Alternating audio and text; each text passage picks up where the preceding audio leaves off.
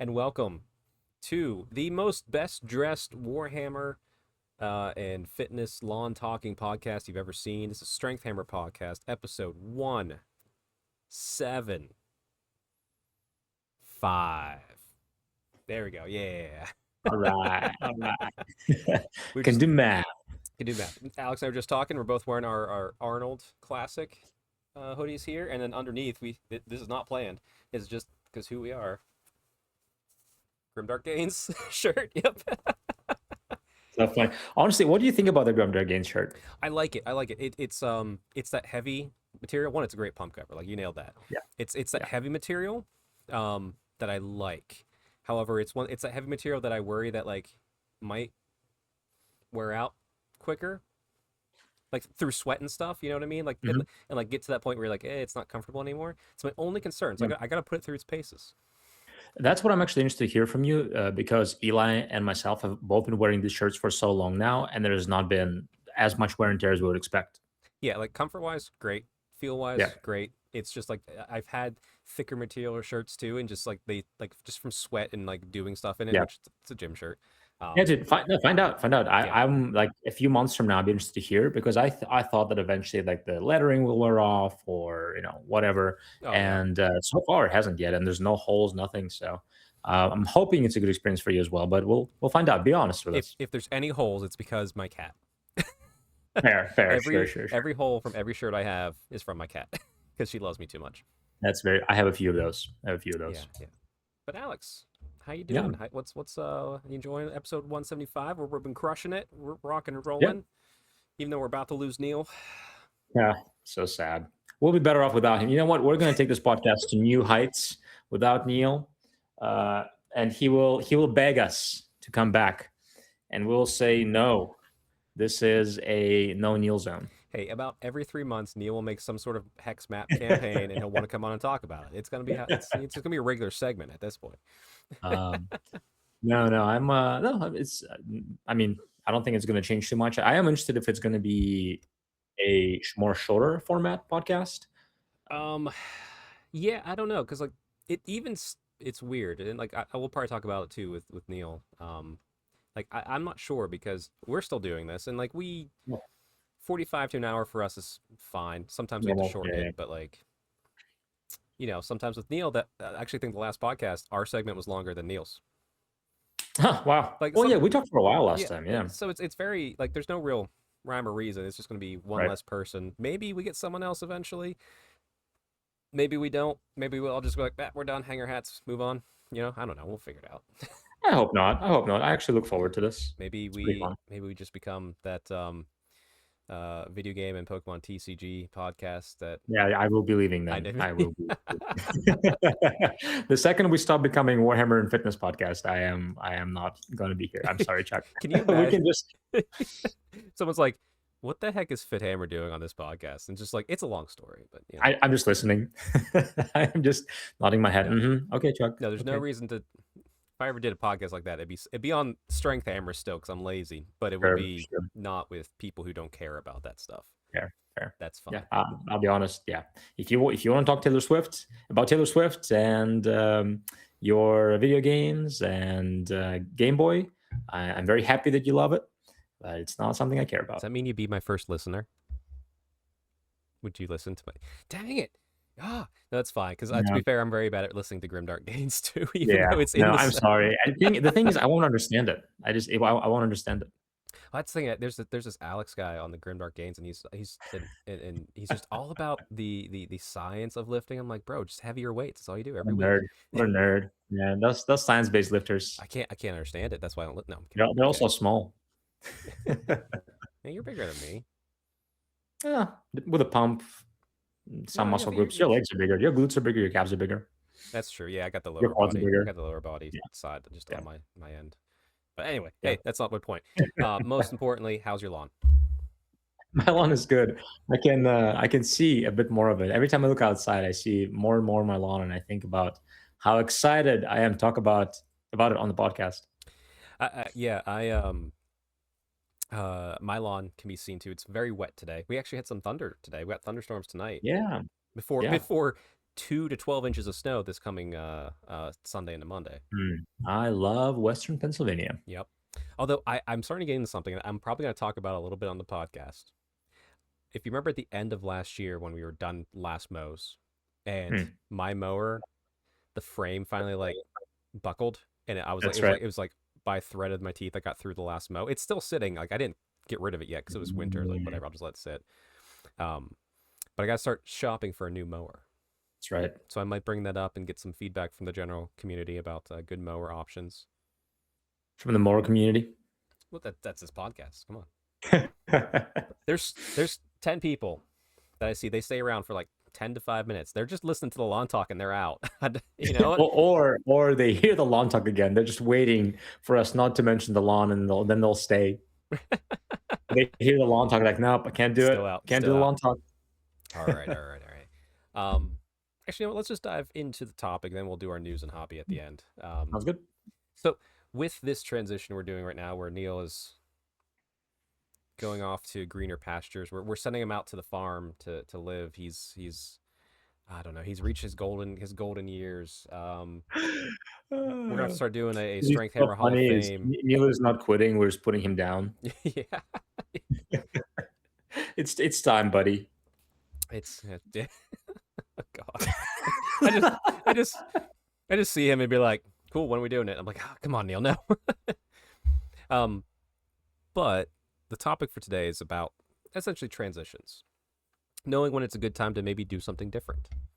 Like Neil, in the he said it before. The reason he's leaving is because his kids are of an age where he's about to be really really busy, and Right.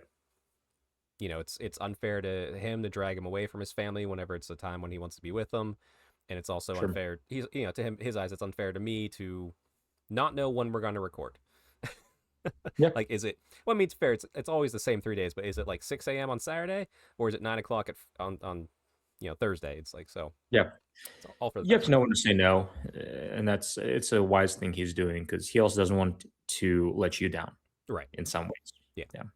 But sometimes you have to transition within your fitness. Hmm. And we've done this multiple times. I mean, our transition our journey's ever ongoing. Hmm. And I mean, the hardest transition is from nothing to something, I'd say. Absolutely. Starting is probably the hardest. Yeah, that's a good one. So, what's your I mean, like we kind of put this out all the time. It's like all the Fit Hammer content. Like you're very good at putting this out there. But like, what's just a few tips to transition from nothing into something? Like, what's those baby steps? Like, just a few. Like, we don't need to go deep on this part. Well, it's tough because it's very individual, right? The answer it depends on the kind of person you are. Um, like for example, if somebody here's what I'll say: anything above a zero is progress, Yes. right? So if your fitness journey right now is zero, you going for a walk for 10 minutes every day is progress. Not Mm-hmm. even showing up to the gym. Like your program could be, are you walking 10 minutes a day? And even if say you're at the point where you're kind of bound that standing is hard, even just moving your Yeah, arms and like just getting something to get the heart rate going, that's still something. exactly. Yeah, let's say you are, quite maybe very, very overweight, and you're literally just standing up is difficult for you, right? Like you said, your workout for the day is standing up and sitting back down 10 times. That's great. Yeah. But as far as going to the gym, for a lot of people, I literally, my first goal for them is just show up and do something. Whatever seems the most fun thing for you, just do that. And you got to do it for 20 to 30 minutes. Yep. Because a lot of people have gym anxiety, and Oh yeah. way more than you would think. Well, at least way more than I would think. Because I had some gym anxiety, but I was one with my friends since high school. So it really wasn't that big of a deal. But some people are truly just afraid of going to the gym because of stuff they see online. And it's so silly because you see the worst of it online. Yeah. So the first thing I'll tell them is, hey, just wear comfortable clothes. Like they'll even know, they will ask, what should I wear? I'm just like, just what do you think people wear at the gym? Wear Mm-hmm. that. Sweatpants, sneaker shoes, running shoes, and a sweatshirt. Yep. And then you go on a treadmill, you put headphones in, and you do that for 20 minutes. And that's your exposure. And for the next few weeks, 3 weeks, 4 weeks, a month, however long, that's all you do. right? Yep. And if somebody's ready to lift weights, I'll usually start them with a very beginner-friendly program. If they've never done lifting before, 20, 30-minute program, very simple. I try to keep it maybe only machines or only dumbbells. However, once again, this is where it depends come from. If somebody lifted in college, if somebody lifted a few years ago, Sure. Yeah. then you can give them a proper program and they can start 2, 3 days a week. Yeah. No problem. But whatever you are doing right now, do more than that, and it's a great starting point. Yeah. Just 100%. My mother-in-law, she started going to the gym this Good, actually end of last week into this week. She's dude. full member. Love it. Um, so obviously she's late 60s. Mm, So she's not going to do what me and my wife do. But we'll show her things like let's show her how to use the rower, and it's interesting too because like we kind of take it for granted, but like she had no idea how to use a rower. Like God yeah, bless her. So it's like yeah. okay, and I'm like, how do I break this down and explain it? And my wife actually did it better than I did. um, but like, and then she showed up, and first times it was coming with us because she knew us, which Sure. that makes it a little bit easier. But she was doing her own thing, and now she's gonna go learn from the trainer how to use all the machines, and then like she'll Mhm. figure out like she'll have a basic plan. Like I'll help her with that and all that stuff too. But you know, just show up and tell you what her experience has been. Yeah, She's made like 6 friends. that's awesome. I love that. She kept like forgetting like Uh, her towel to wipe down the equipment or like her phone or water bottle, and like someone would be like, "Oh, hey, you forgot this," and then she's a talker. So yeah, that's good. yeah, but One of my favorite things is seeing older people at the gym. yes, You're going to have such a much better quality of life because you keep showing up into your 70s, 80s, 90s if you make it there. yeah. There's some old folks that go to my art, gym, the gym you used to go to too, but it's Mhm. they're still spry and doing their thing, Yeah. Hey, and if you don't use it, you lose it, right? So I don't even care if the only thing they do is just walk on a treadmill. That's gonna continue helping them to walk yes, into their yes. old age. Now, okay, we're experienced. We've been at the gym for a while. Mhm. Say, I guess I'll probably take my approach. I was just doing some basic movements, some free weights, some not some machine work, just kind of doing like a 3 day split. Have some Okay. cardio mixed in, and then I know I needed I craved more. I was like, this is good, but I didn't see. I saw the newbie gains, but I wasn't like, and how do I move heavyweight? How do I do this? How do I learn how to do like Olympic lifting? How do I do like all this stuff? Like I'm like, I was like, I want this. So I transitioned into CrossFit, which Mhm. actually would be the second scariest transition I've ever done. One because it was a big monetary investment. Oh, right, right. I did get there was a small discount because it was also the gym next to where I work, so it was all kind of tied together. Sure. But still, it was the gym membership essentially doubling was Wow. Yeah. yeah a lot. And then yeah, let's be honest, like but it was the thing of going into that and saying, okay, I know nothing, so I'm a complete total noob. And once again, everybody was super nice. Everybody helped me. Like actually, I even just earlier this week when I was at the gym, I just sent a message to my CrossFit coach from long ago. I'm like, hey, I know we haven't talked in a while, but just like thank you for you and what everybody did because on my Cool. fitness journey, because like I'm still doing it. And she was That's like, I'm awesome. happy you're still going. It's great. Um, Yeah. but like I'd see the guys, doing bar complexes in like just crazy, just moving weight. I'm like, I want to fucking do that. Yeah. And Yeah. like, then they would. And I was just like, it's gonna be tough, it's gonna be hard, but like the motivation was there. But it was probably the best transition to set my fitness journey up in a proper way. But the hardest part about that transition, I guess the one thing is you have to be open that I know how to lift and do that and I'm doing everything right, but you have to be open to know that you still don't know everything. And Oh, yeah. even though I mean, that's life, but like I was walking into the next room over in the gym and I went from full confidence in how to do every movement to no idea what I'm doing. And Right. then even the movements I knew Right. what to do, how do I do them at a pace and a speed that I won't injure myself that keeps up with the CrossFit demand? Very But wise. like you just like you're dumb. You're transitioning. Remember, you're dumb, and that's Yep. fine. Yep. It's good to be a beginner, Hmm. right? It's good to ask questions. It's good to not know things.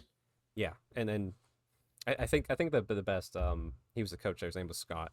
Um, he was so great. He's like 1 or 2 year older than me. Um, but he knew that I liked squatting because like he see that I was squatting more than any of the other guys in the gym. Sure. And like, Sure. and he's same. He's a wrestler. Like I'm a wrestler build, and I wrestled. Same with him. He's actually a wrestling coach now, and Mm, he's like, Chuck, come squat with me. So he took me over there before I learned it. And he's the one that kind of got in my head like, hey, you should do CrossFit. Like you could do this.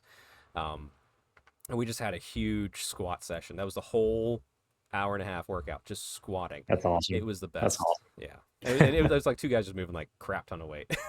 Yeah. um, yeah. Anyway, but yeah, what's one of your fitness transitions you've done that maybe has like a nugget of advice for it? I think it just depends what your goals are, Okay. right? You don't in my experience with myself and working with my clients, you don't just transition for sake of transitioning. Mm-hmm. You do it because of your goals, Right. right? Whether you need to, let's say, scale down because I don't know, you have a kid coming. I don't, but I'm thinking of some of people I've worked with, or you scale up, like you said, right? You Yeah. ready to move on to the next thing, and then why are you scaling up? Are you scaling up just because you're falling in love with lifting and you just want to do more, you want to learn more? Great reason. Are you scaling up because you think you could make more progress with building muscle mass? Uh, Also, another good reason. Are you switching because you want to try your hand instead of a general fitness? You want to try more bodybuilding Right. style lifting, or you maybe want to switch from bodybuilding to powerlifting or strongman or whatever that is because you want to try your hand at it. So what I've done before, and you've been there with me, is I tried my hand at heavier lifting, heavier powerlifting style training Yeah. for a while, probably for about a year and a half, maybe a year and a half total. I would say year and a half. I really trained to get stronger in the big three lifts. Right. That was a while ago now. I was, man, 2 years ago, That was, two and a yeah, half that's years like, ago like now. two and a half. Yeah. Yeah, Because yeah, yeah, because and of our lifting at the Arnold that year, because we were just pushing big weight. We were both after it. exactly, Yeah. exactly. That was kind of my peak. Yeah. It was actually just after my peak, but I still had maintained most of my strength and actually hit a bench PR then, because my goals were I just want to really lift, see how much can I lift in the big three. Right. Yep. Younger, 20, 26 at the time, 25, 25 and a half, 26. So I switched to powerlifting style training. Mm-hmm. So deadlift, squats, all those numbers improved, bench improved, felt really good. Um, but for me personally, I recognized that that's not where I thrive. I much more enjoy continuing being strong while focusing more on bodybuilding. Yeah, that's the other thing too. Doing the powerlifting, you definitely are going to be and like to chase numbers, you're going to be more in a bulk phase. And I know you've always had a problem because you bulk, but you don't like bulking for too long because you just get tired of it. Yeah, You're just I get like tired of it. you're like I I'll feel be honest. strong, but I feel fat. You're like I don't, Right. I get it. I I get just it. don't like how I look, right? Yeah. It's sometimes it's as shallow as like I just don't feel confident in the way I look Right. when I am stronger, which is weird, Yeah. right? Because I'm Well, yeah. like I'm physically stronger. Like right now, I'm weaker in my deadlift, squats, and bench than I was 2.5 years ago, but I look better, Oh yeah, you look strong as right? fuck. So to me, it's like that's a much better motivator, Right. and I'm still strong. Like I can still put to 25. I can still lift relatively heavy, but I had to sacrifice that because I want to focus more on the physique. And I do bodybuilding as a hobby. I don't compete, but I still do it and I still really enjoy it. Well, I think one of the nice things too, like when you focus, like what set me up, CrossFit set me up a lot for like good cardiovascular and Mm, endurance. yeah. And like I said, getting very uncomfortable with stuff. But when I did my powerlifting, like yeah, like I mean, there's a point too where even I'm like, I feel too fat. Um, Yeah. but I feel like it really set me up for like a strong baseline of just Mhm. strength. Yeah. That's very easy to at least maintain. I know I'm just kind of dive into personal fitness right now, so I've been adding back in that third day of the week, because the wife wanted to go do some extra cardio. Yeah. So I've been doing every Wednesday, uh, squat, deadlift, bench, Mhm. and it's been what 3 weeks now, and like 225 on the bench is still there. That's fine. Yeah. Squat, I'm 280, 285, 290, something like that is what I did Oh, and I was doing single sets. I did 3 sets of one at the top second. And I'm just like, it's more just getting the CNS ready for that. And then the deadlift, I was 335, I think I went up to. Like, I've been slowly increasing. This was this past week. yeah. And like, but it felt good. I'm just like, I'm more worried, like, Mhm. make sure my form's there. I don't want to just go to Right. go. Um, Right.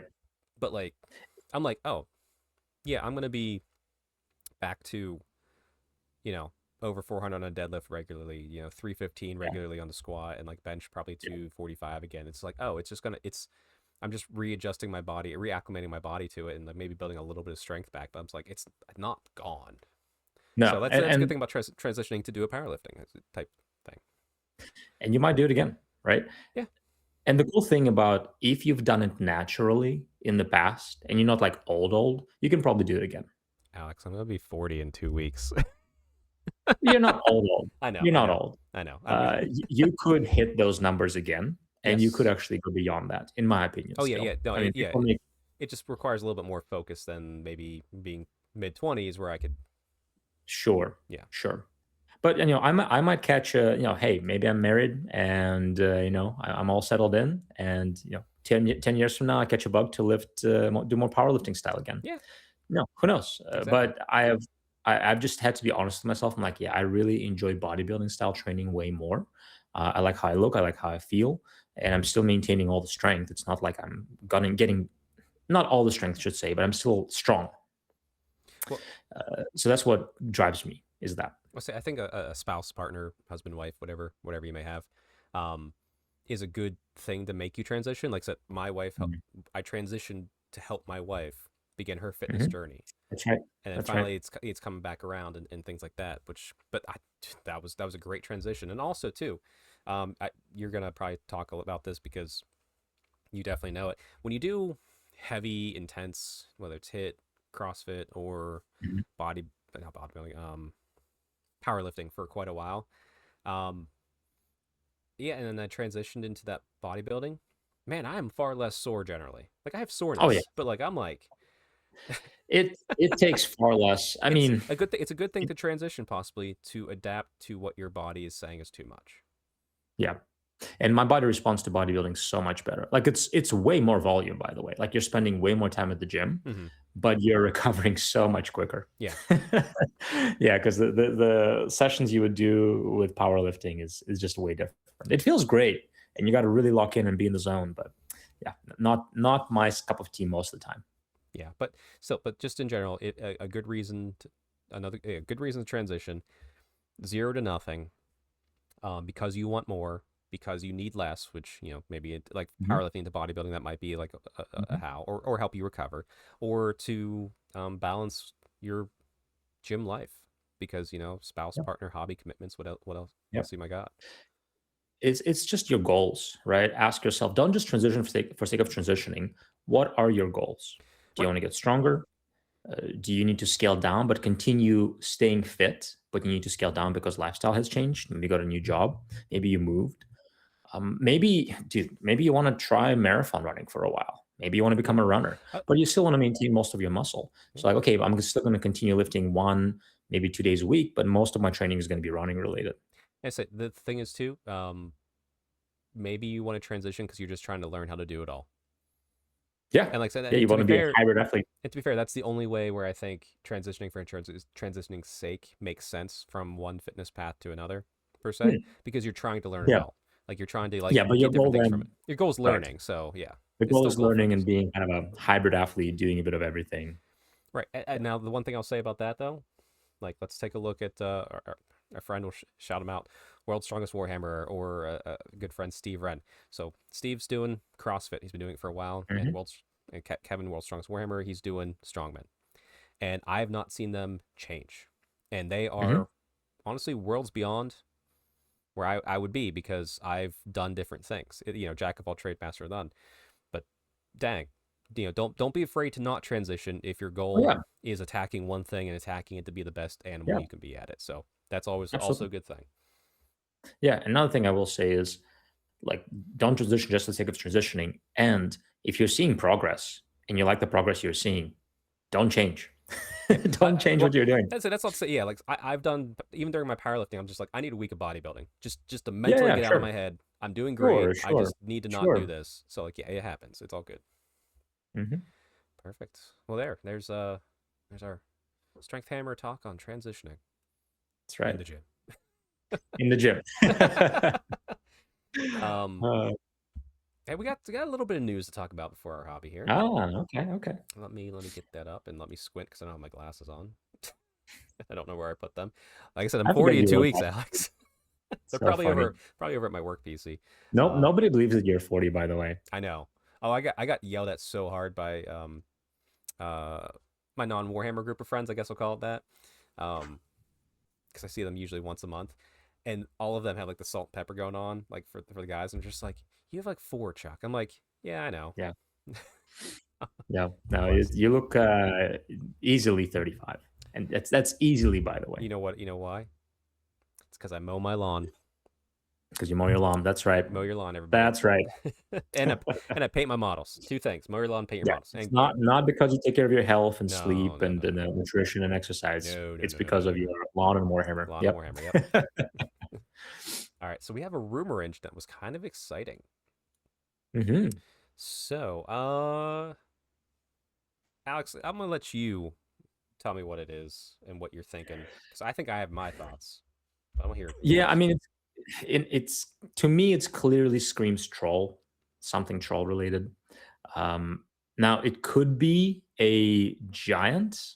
I don't actually remember if giants have five fingers or four in Well, AOS. it doesn't matter because the current AOS sculpts, the baby giants are old Warhammer. That's a good point. So could be new giants. Yeah, Could be new baby giants. Actually, I'm gonna yeah, while you do keep talking about it, I'm gonna look up what the Mega Gargants look like. yeah, yeah. See if they have five fingers or That's four, because I think they are humanoid. Um, I would be surprised. Honestly, I'd be surprised either way.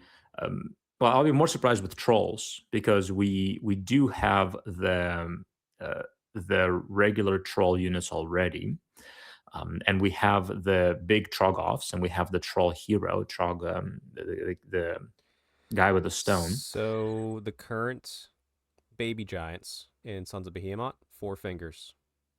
It probably is a giant then. I'm gonna say Yeah, we're probably getting the new baby giants, which is good. yeah, very good. No, yeah, for the Sons of Sons of Behemoth. Yep. Yeah, Yeah, that's good. I say, or just because it's shaped like a football, this could be a Blood Bowl giant. You know what? Yeah, it's actually a very good point. It could be a Blood Bowl thing. Nice, but yeah, Yeah, it's exciting I think because yeah, good. it's like a football, but it's not quite like a football. I know You it know is what I very mean? reminiscent of the troll style rocks that they throw. It is very similar to a Yeah, troll style rock. but like Yes. that's I don't think trolls don't have fingernails like that, do they? They have more claws. No, they do. They do have. Oh, they do. Okay, Though I will say those fingernails, the three, they do look much more rounded. true, true. You might have a point there. They're much more. They're fingernails, but they are like sharp fingernails. And this is saying, okay, the reading it here, the arms race is something of a marathon in the mortal realms. But when the chips are down and you fancy gunpowder, warps, and aether gold, wishes, powered fire, blah blah blah, you can fire missile rock. So this is, at least they've confirmed this is at least not 40k. They've confirmed it's not 40k. That's enough for me. You know what it could be is maybe it's a unit of trolls, but more like a artillery, like a throwing unit of trolls. Because I think the Yeah, that's trolls true. currently do have a attack, but it's not their main reason you bring them. Sure, It's kind of a side thing. So it could be cool to see a troll unit just with a pile of rocks, and they're shooting like D3 rocks a turn or something. true. But hey, I'm excited to see what it is. Yeah, yeah. All right, and It is interesting they say misfire, yeah, and there's no misfires in AOS. that's very true too. Yeah, I don't think it's fantasy, but it's interesting they said that. Yeah, that's a good call out there.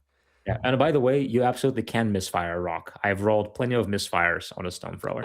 A stone thrower, yeah, it calls it out down below, but that doesn't say you can misfire a giant throwing a stone. But That's true. That's true. and the next little bit of news, just to kind of talk off of here. So I'm bringing up the pre-orders that at time of this show coming out, the pre-orders have been live for the Ozark Bone Reapers. And I'm not here to talk about the Mhm. Ozark Bone Reapers specifically. They're not my jam. They're cool. Like I'm, Oh, yeah, but could care less. yeah, but we've had. I'm just going through them here real quick. Yeah, it's gonna be a lot of fun stuff. But we've had um Lumineth, Zinch, now Osiark, kind of like back to back to back. They are pumping out Age of Sigmar stuff. Hmm. Alex, just what do you think about that? Like just seeing more Age of Sigmar releases because we know 40k is coming mid-year. Yeah, I don't know. I really don't have too much opinion. I haven't been living in AOS world for a while. I do wonder if they're trying to bring maybe more hype back into AOS, uh, Yeah, just because I haven't seen as much excitement for it lately. I think even like I think it's reached a point where even like the mainstay tournament goers are kind of bored with this GHB. Mm, The way they like they're like, I'm like kind of like what we've kind of seen from long ago of like, I don't want to right, stand on circles. I want to fight. This is Warhammer. right, Um, right. I'm starting to hear that sentiment from the places I tune into. So I still tune into a little bit of Sigmar, mostly Warhammer Weekly, AOS Sure, Coach, and a few sure. others here and there. But I'm excited to see the Sigmar stuff for two reasons. One, from what I've seen of the last couple books, Zinch and Lumineth, they're interesting and exciting, and they're very complex. Okay, And I like complexity in my war game, um, for my main war game, I should say. sure. And two, the more they keep pumping out and releasing, the more old stuff gets refreshed and then eventually gets That's a good back point. to old world, and that's best of both worlds. We have new stuff I do for enjoy that. the new game, our stuff back for the old game. I do enjoy. I do wish, and every time we talk about it, I do mention it. I do wish that they weren't so stuck up in their butts I about know. sharing kits, Yep. like when they used to do in fantasy and 40k for like demons or something, and they just would put square bases and round bases. It'd make things easier for everybody. But if they're not going to do that, at least make new models for AOS, and then put the old models in fantasy. Well, I mean, the thing is too, old world proved it with the uh, what are they? Oh my gosh, the Chaos Barbarians. They proved that hey, Yeah. we can put Oh out our yeah. own version of the kit that's better than yours anyway. And they're gonna sell very well. Yeah, they're like whatever. It's so funny because like they literally released the same kit within like a year apart from each other, probably a year and a half with the Dark Oath Yeah, and then with the Marauders, and it's literally exchangeable. You could exchange them one to one. it's just one's for hot weather, one's for cold weather. But like, yeah, it's so silly. Yeah, Like exactly, you could use exactly. both kits in both games, and yeah, Well, that's fine. I mean, the thing is too that's been odd is now these three books were announced. Well, I know Zinch and Lumineth were announced after. Osiark might have been around the same time, I forget. But essentially, we have seen the preview for Grand Cathay Peasants in the next Hmm. Arcane Journal well before these were announced that have come out recently. Yeah, And it's all rumors, right? But I've heard rumors that there's some sort of unknown reasons, internal delays. That's why we haven't seen the Cathay stuff yet. mm. Don't know why. Yeah. I don't know. If I were to speculate, I wonder if it's like, hey, we got to slow down on this so people will pay attention more to AOS. That's the I don't. skeptic in Yeah, me. I wouldn't believe that. I'd believe more that hey, we really need to step up Age of Sigmar to get it caught up. Okay. So processing of models maybe needs to be focused there. I don't know. Because while I know books, I think they're different avenues the way they do them. I'm pretty sure. Although looking at some of the Maelstrom stuff, it's a very similar looking book. But I wonder if the models are probably all done in house at the same place. It's just who's going to get their stuff done first. Sure. Sure. Yeah. Yeah. I don't know. The reality is AOS is still a more popular game. I'm guessing. I would imagine so. I think so. Just because I think there's well, okay, it's hard to tell. We can say 40k is a more popular game, yes. I can't. Oh, sure. I think people do say Sigmar is, and maybe and sales numbers might be showing that, but sales numbers also mean that old world people are buying Sigmar models too. So That's a good point. I can't rely Actually, a on good that, point. and relying on the community aspect. It's hard to tell just because of the fact that um, we're hamstrung in our game. Actually, go ahead and talk about how we're hamstrung in That's old world for 1 second. I got to mute myself. sure. Yeah. No problem. Man, old world, huh? Playing game tomorrow. Yeah, I'm just gonna get it done. So next week, you guys can I'll tune wait for in you. and hear if I created I'll bring hills it up. Or for we my can get together friend and and talk his artillery. Because last game we played, he had no hills because I don't have I'll hills at check my you when I'm house, done. and he lost because he couldn't shoot anything. However, this week, as long as I make hills today, he'll have a much better game. Yeah. Thank you. Thank you. Hills. Hills. Strength hammer approves of hills. And why is my camera getting darker now? There we go. Yeah, sorry, my wife needed me for a second. All good. But yeah, but we're hamstrung, I think, in this old world community because of the stupid legacy stuff, which that's the whole other talking point. We Right. want legacy Right. back. We can't really have full tournament circuits. GW can't really, is not supporting it outside of Warhammer World because of the probably because of the non-legacy issue. Um, so I can't tell you. Old world could be bigger, but because half the people see it and go, I Mm. can't use my armies, even though they can at every other tournament, they might just be like, Yeah. I'm not playing it. Yeah. Yeah. And dude, like any other game you play, you are not going to use legacy armies because you know nobody's going to play them at official tournaments. Right. Like 40k and AOS, you're not going to use armies that are Have like you are legends. not going to Yeah. use right legends and stuff. But in old world, that is not the case at all. However, you still have that chip on your shoulder or in the back of your head where you're like, oh man, I don't want to buy a whole army and then I can't play it. Right. Right? I don't want to buy a whole Hellsmiths of Ashut army, use it as my Chaos Dwarves, and then oh crap, I can't bring it to a tournament. Which yeah, but it's just the fact that people are, well, not people, but there's different levels of information. Like there's high volume, low volume, whatever.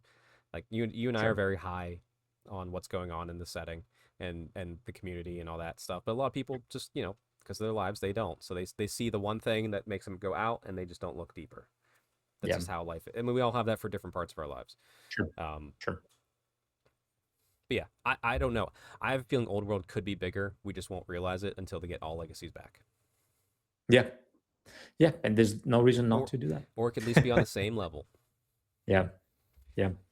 They'll do it eventually. Give it time. People seem to be pretty loud about Yes, but hey, the good part about the Cathay delay, whatever it may be, or if this is the it. plan, I'm getting through this backlog very quickly. That's awesome. That's very good. Yeah, but tell you what, let's look at some of your hobby and a game I played Hey, recently. So let's get to hey, that let's look at here. that. Let's look at that. Ooh, what's this? Is this a nice little fellowship I see here? Yeah, it is a nice old fellowship. So I picked them up again. And one of my commitments, my quarterly commitments is to get the fellowship finished. Yep. And I think, I don't know if I mentioned last podcast, but my brother expressed interest in playing Warhammer. Ooh, He's a okay. big Lord of the Rings. Yeah, he's a big Lord of the Rings fan. We planned to get a game last week, but it didn't work out. So we're planning to have a game this week. I'm hoping he actually makes it. I grilled him about it. But anyway, I'm painting my fellowship so he can play as the fellowship and I'll play as Moria Goblins. And I'm not gonna tell him, but I'm gonna play 200 points less than him. Okay. So you should win. You should, yeah. Right, theoretically.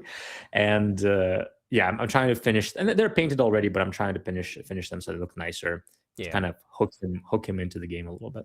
I like it. I like it. Yeah, the Gandalf looks good. Thank you. Yeah, I wanna do a good job. I have a couple more days to work on them, so I'm excited to do that. And I actually, are you familiar with the Reaper miniatures? Yeah. Mm-hmm. Yeah, I quite like Reaper miniatures.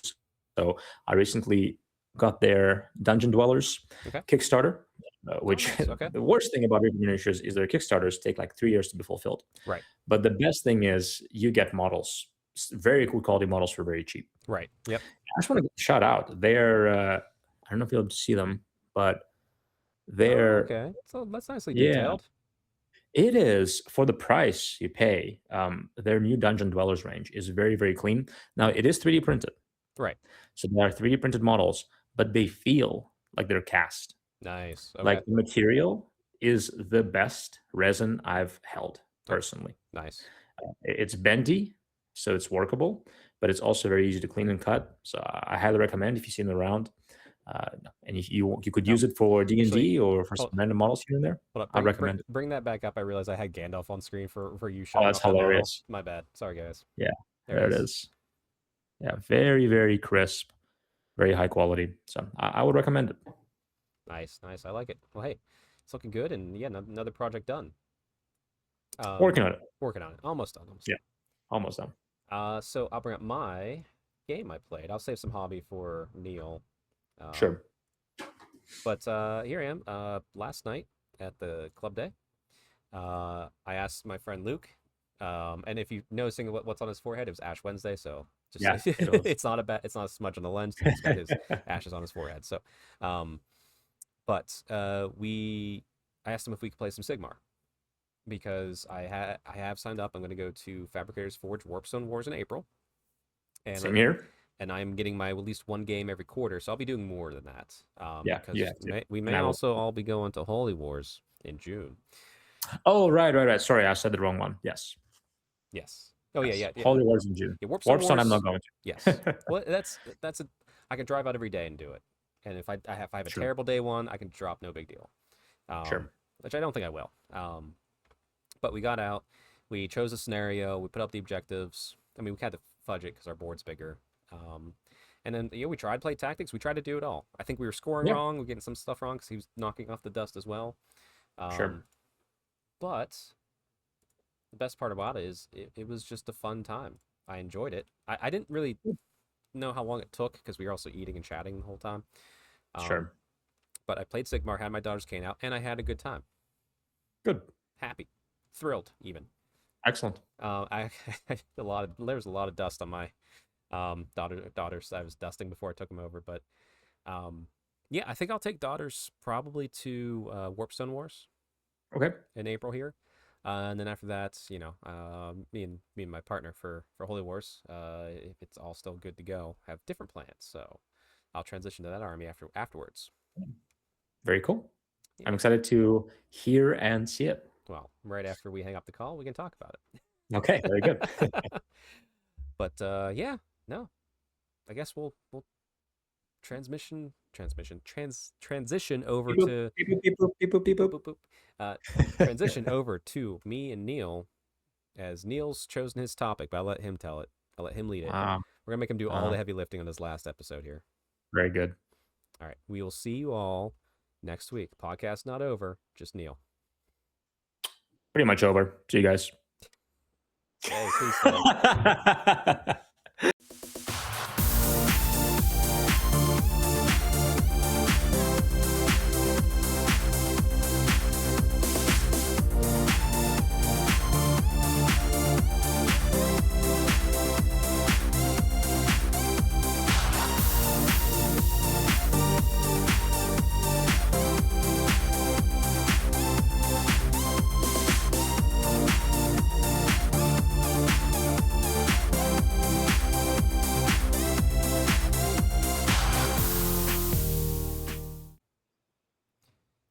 We're back with the most solemn, is that the good word?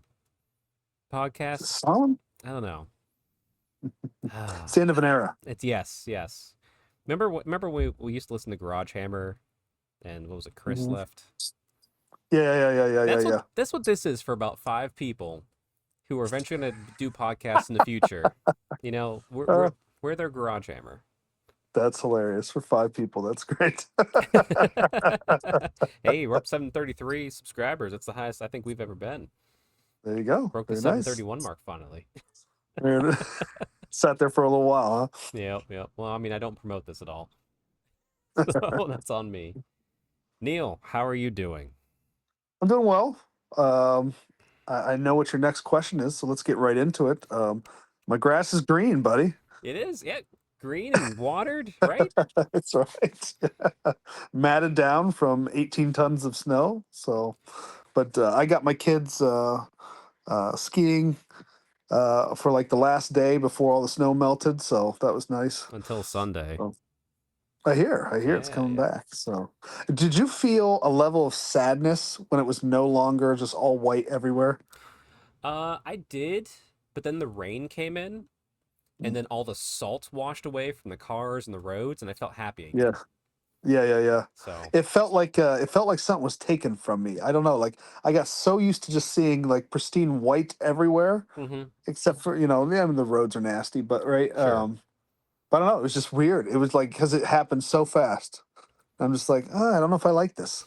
We'll just I'm drive. a northern boy. I'm a polar bear. You know. So just drive to your local Walmart. You'll see the giant mound of snow that's going to be there till May. Yeah. So funny. Well, I'm glad the lawn on the final lawn update is doing well. A regular lawn update, I should say. Mm-hmm. But no, that's good. That's good. Yeah. Other than that, though, Neil, I guess how's the hobby been? I mean, yeah, just regale us. Like I have hobby to talk about too, but what do you got going on here? Yeah, so I painted up another Hero Quest mini.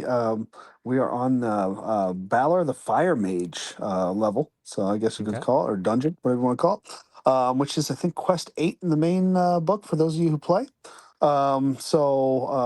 We cannot find a knight to actually get this game in, but the guy's painted so that when we do find him, we can slay him in living color. You know, I So, I have to say real quick, just shouting this out, Neil. I know this is your last regular podcast. You seem more relaxed than ever, despite PC issues, which is why there's no images of this stuff. That's why Neil's on his phone with a beautiful Nintendo 64, which harkens back to I was talking about Alex earlier, where I'm going to turn this into a retro video game podcast, and he said absolutely no way he'll leave. oh, and by the way, I do listen to the podcast, and I do listen to You your guys' do. part all the time. And I did hear you call me out saying I would not listen to it, but I did.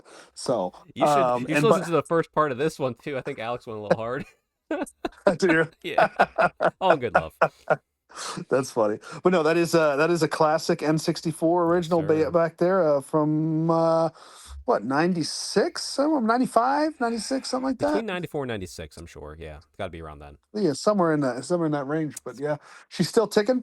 Yep. I've got a projector up here on the wall That's a good projector. somewhere Yeah. right there.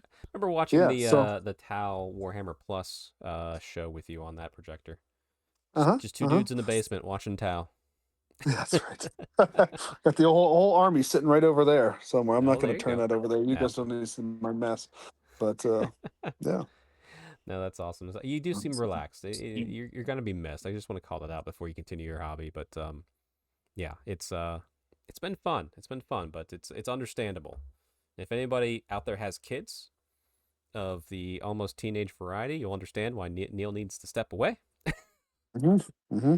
Uh, Yeah. So if we couldn't get this because of my failing technology and this potato internet that I pay entirely too much for it to be out right now. yeah, Um, it's uh, we couldn't do it this weekend if we weren't doing it on this phone right now because yeah, I've got uh, let's see, my daughter's got a weekend long volleyball tournament, so I will not be available for my entire weekend, yeah. and then I will go back to work. To be fair, I had tomorrow night, but yeah, my Saturday was shot too, so there's like no chance of a morning coffee. So I'm like, hey Neil, Right. can you do your phone? Can you do this? I'm trying not to panic or make you Yeah. feel stressed.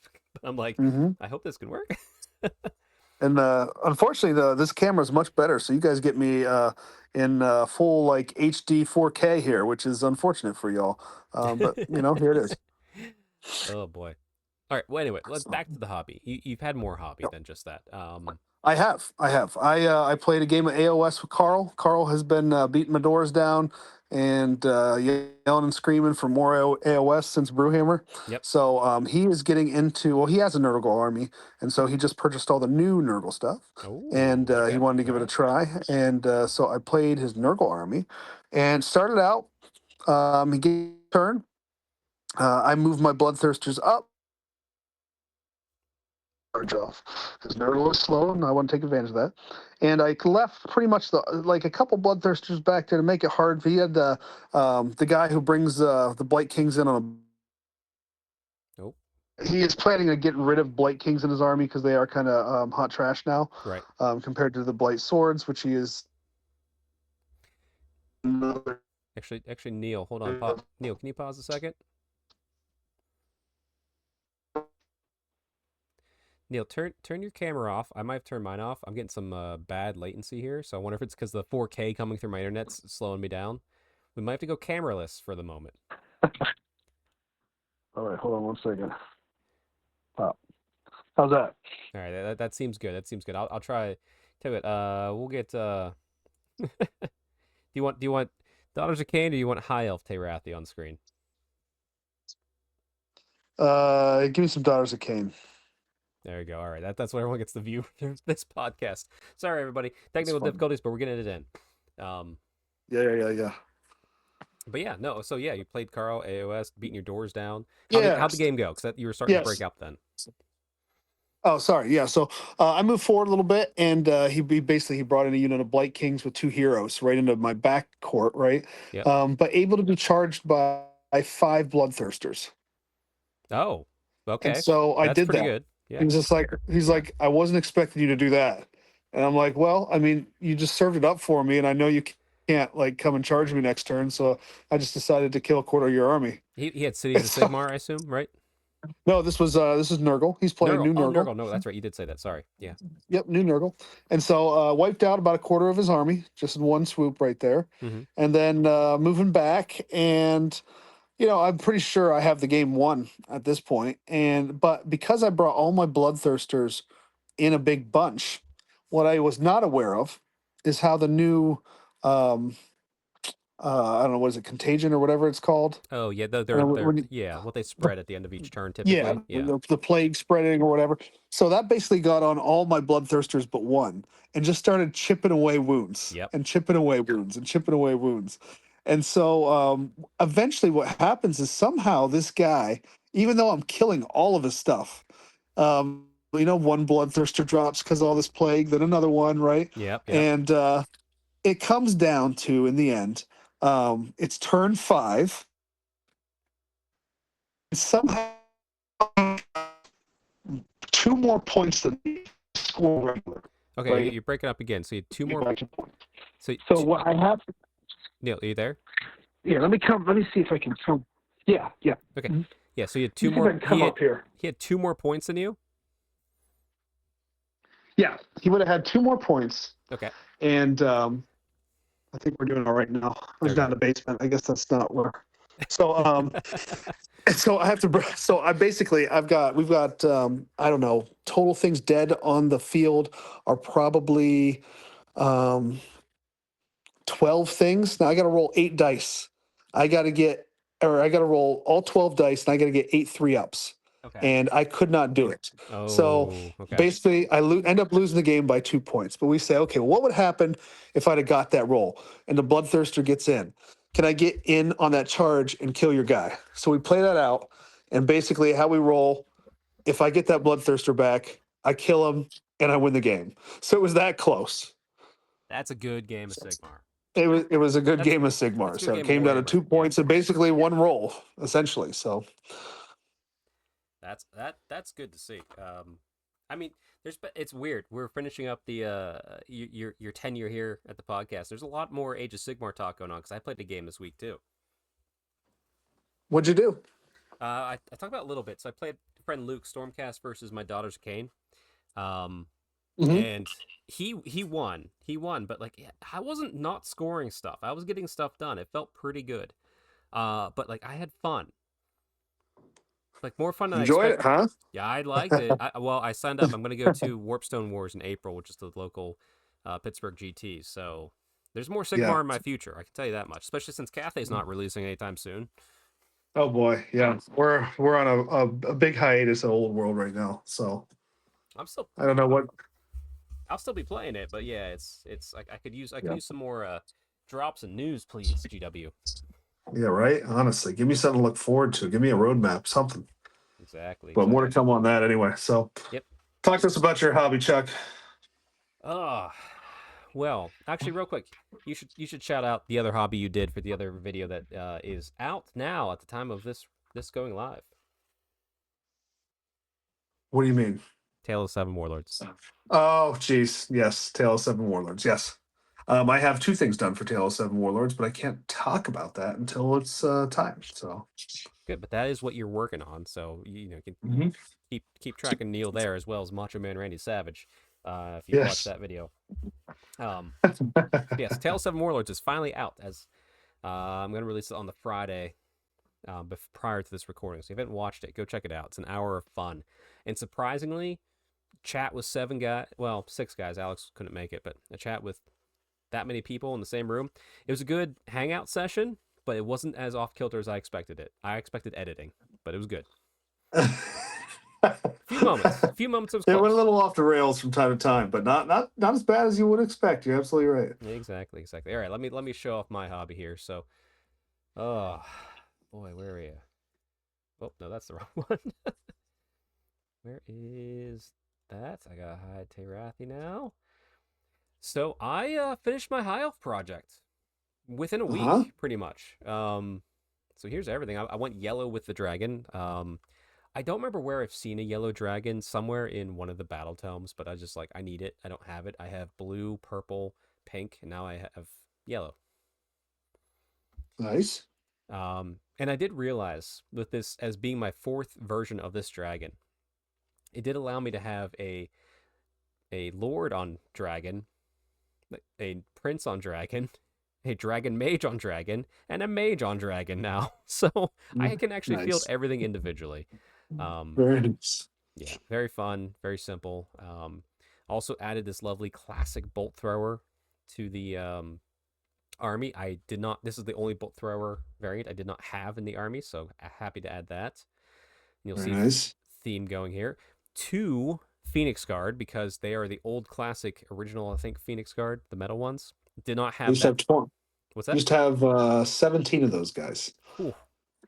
Yeah. I only have the new plastic ones, so this was adding a sculpt I didn't have yet again to my Yeah. army. I had 17 of those classic Phoenix, like metal Phoenix Guard with 3 of the next generation. So like the metal Oh, Phoenix Guard as the command, because I didn't even know how to find those. yep. Those other ones. So Also added a 4th Handmaiden of the Everqueen, very nice. gift from It's my good friend Kevin. 3 more than you'll ever use, but that's I all know, right. but to be fair, just like the on the Dark Elf side, the Sorceress is my favorite sculpt. This is my favorite High Elf sculpt, so Yeah. I will Yeah. always It's buy and different. paint one of these for fun. Yeah.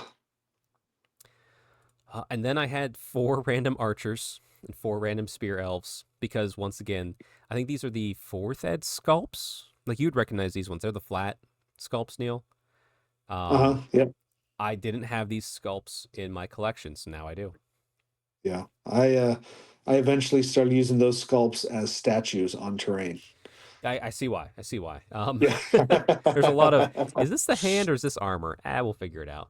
Yeah, Um, yeah. I'm Yeah, happy to, those are the classics. yeah, I'm happy to say though, with this project, I think I've added at least a variant of every range of sculpts that High Elves have had.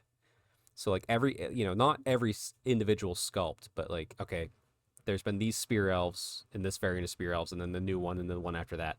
I have at least one of each of those. Maybe not a command, but like I've collected every generation of High Elves at this point, Mhm. which feels fun. That's awesome. All right, Yeah, I'd say that's about. Yeah, I'd say myself. Yeah, I've got every generation as well. yeah, I've done it for. I take it back. No, I don't, because I did not get the 2 new sculpts. Okay, So so no, I do not. I've done it for Dark Elves and I've done it for High Elves. I think no, I haven't done it for Dark Elves. I've done it for Dark Elves, Cauldrons of Blood. I should say that. Hmm. And then the last bit of this hobby that you see in the background here, it's Neil.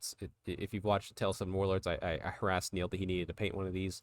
It's a Citadel wood to use for my Thracian hunters, or Thracian, whatever you want to call it, list, because they get a free wood essentially.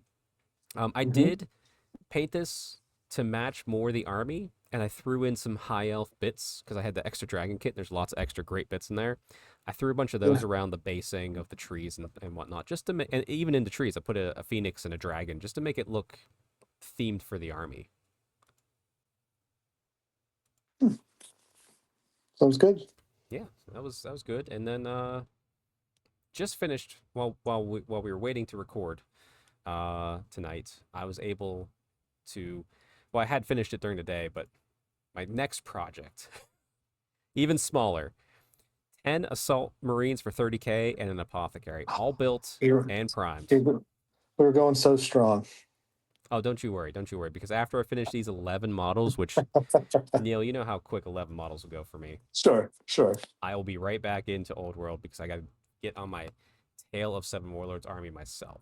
I'm good for them next month, but I got to start keeping up. Yeah, And yeah. It's funny when we were talking about it, you're like, yeah, I'm only doing 1,000 points. I'm like, no, you're not. I'm doing 1,000 points for now. And probably what will happen is I'll do that 1,000 points in like 2 weeks and be like, dang it, I'll do more. Yeah. Might as well. Yep. Yep. But I gotta bring up the. Actually, no, we don't. We'll go jump in. There's a little bit of news, and the news actually leads into your topic a little bit here. The second bit of news. The first bit here, just a shout out. Cubicle 7, they do the Warhammer Fantasy roleplay. Mm-hmm. So I pick up almost every High Elf or Daughters of Cain thing that they do. Now they've announced Temple of Spite, which is I think their first Dark Elf supplement for the fantasy roleplay. Mm-hmm. Now I'm not sure if this covers anything with the witch cults, which is my favorite part. So we'll see. It's out for pre-order now. If you pre-order it, you get the PDF immediately. Actually, do I have Sea Wardens of Kothik? I might not have that. I need to check. Anyway, if you're into Warhammer Fantasy or even Age of Sigmar, these books are great because the lore for fantasy is second to none, and they cover it in more depth than they ever have before. So Nice. just shouting that out. Go check it out. And then actually, I'll save the last bit of news here. I'll bring it back to Terathi here in the meantime. Oh, that's the High Elf version. That's fine. Neil, it's your final recording on regular schedule. I asked you to pick the topic. What are we talking about tonight?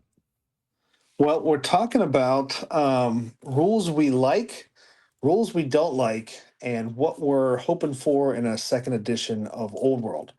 Since we haven't had much news. However, I think you did skip one little bit of Old World news. Well, it kind of ties into the hope of the what we might expect. Do you want to go with that first? Sure, let's do that. Let's do that first. All right, let me bring it up. So all right, got it up. All right. So we got a new race potentially coming into Total War. So Tiger Warriors revealed, new units announced for the Total War Warhammer 3. Now, Neil, I assume you don't have this article up because of your technical issues, correct?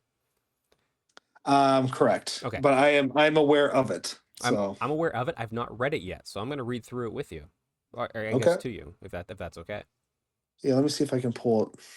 That's fine. That's fine. So I'll kick it off here. So, and keep in mind, none of this stuff that happens for Total War does not happen without approval by the creative design studio of Games Workshop. So this is official. Whether you're a furry or not, they're here. I have thoughts, but we'll wait. Okay. Our friends at Creative Assembly are bringing to life a raft of new units for Total War Warhammer 3, all based on designs from the rich imagination of the Warhammer Studio, such as this concept art for the Tiger Warriors from the Warhammer Studio. The Tiger Warriors of Grand Cathay are settlers who long ago found a home in Western Cathay. They are sworn to serve Xiao Ming, the Iron Dragon, and master to the Western provinces, but they remain wholly loyal to their chieftain Bashiva and to their god Kamu. They stand apart from the people of Grand Cathay, maintaining their own traditions and military structures. Legends tell that they were created in distant past by the old ones. Now, what I will say, these are not out of the blue, as I pause here for a second. These were referenced very loosely in random parts of Old World lore, essentially, Warhammer lore. Really? Yes. They're originally from Ind, because Tiger's India. That's why. Yeah, sure. I figured that's why that's where they're Bashiva and putting them. Kamu, it's a very, I guess, references that. Yeah. Okay. But we've never had them idealized and never even had a thought of them. And yeah. Since they're settlers, I'm seeing maybe a mercenary type vibe if I'm thinking Old World in the in the game setting. So anyway, to finish it up here, the Tiger Warriors will be coming soon to Total War Warhammer 3 as part of the character pack. You can find more details about the release over in Creative Assembly development blog. And there's a 3D model as well. So concept art, 3D model. So Neil, what do you think of our new furry overlords? So talking about retro video games and everything, do you remember a game by the name of